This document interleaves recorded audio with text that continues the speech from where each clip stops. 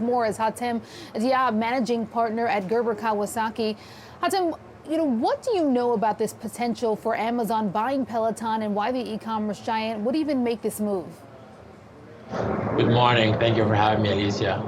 I don't really understand why Amazon would want Peloton. I think it'll be more of a distraction for them.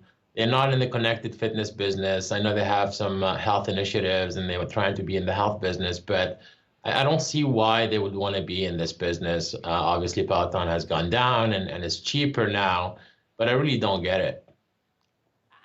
That same sentiment, so I'm glad you're the one who said it here. We know another potential suitor here is Nike. Do you think it makes more sense for Nike to acquire a brand like Peloton? Absolutely. Apple, first of all, is probably the one that makes the most sense out of anybody out there because they have their Fitness Plus app and they really need to build their subscriber business. And Peloton, with their 2.5 million subscribers, would be perfect for that. But Nike, yes, absolutely. They have a great fitness app as well. They can cross-sell apparel. So it'd be an amazing addition to them. They're very good at supply chain management, which is an issue that Peloton had a lot of issues with.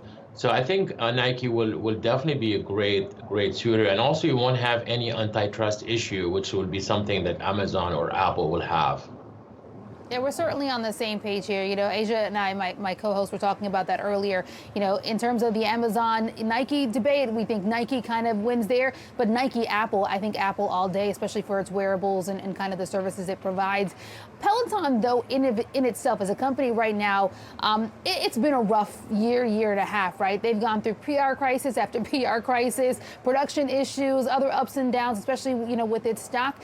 Could it make sense for Peloton not to consider an acquisition, or is an acquisition, or being acquired, the best route for the company at this point? I think it's obvious that Peloton can only live within an ecosystem and they can't just be on by themselves. The stock price reflects that. The execution wasn't there. But however, it's a strong brand. It's a good product. You got a great allegiance of users. People love the community that they have created.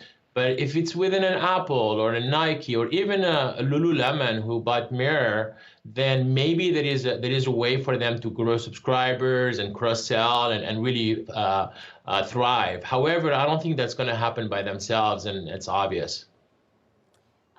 This obviously comes after kind of Blackwell's move, right? We know activist investor Blackwell Capital has been calling for recently John Foley, the CEO of Peloton, to retire, essentially saying the company is weaker today than it was even before the pandemic, before it went through the massive boom that it saw throughout the pandemic with everyone being at home. Do you see this coming to fruition in terms of Foley first, kind of stepping down here or at least potentially being fired? And the second part of that question being the acquisition or being acquired as something that actually happens moving forward. Yeah, I think Foley doesn't have a choice at this point. Stock is down huge. You get some activist investors on your back.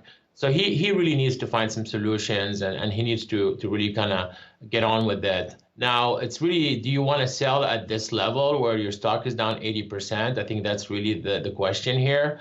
I don't know what's the price for Blackwell that they got on, but whomever is going to be a suitor or buys Peloton will have to pay, I think, a substantial premium, which is still good. At $8 billion, a company that does $4 billion in revenue is actually cheap.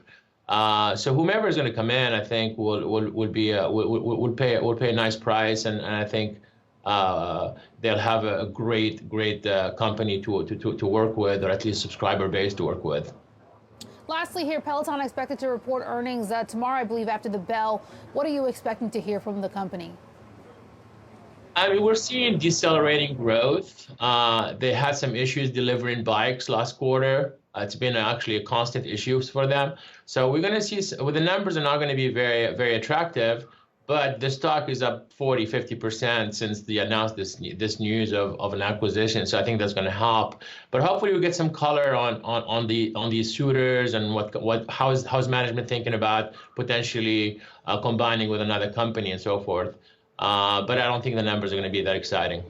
Yeah, more The same, essentially, from what I'm hearing there. We've seen this kind of downward trajectory with Peloton growth kind of just being compressed over the last year or so. But hopefully we do get that color and insight in terms of the future of the company, whether it be a matter of being acquired and what the suitors are at the moment. Really appreciate your insight, Hatem Dhiab, managing partner at Gerber Kawasaki.